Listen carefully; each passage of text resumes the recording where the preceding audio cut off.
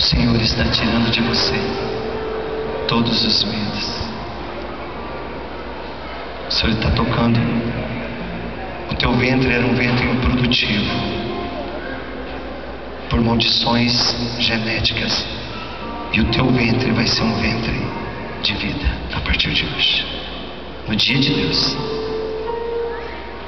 o Senhor está tocando sobre você e tirando toda a rejeição que você traz do ventre materno, por não ter vindo num tempo bom do matrimônio de papai e de mamãe, e por muitas vezes sem entender e escutar ao amor o que será da nossa vida, o que vamos fazer agora.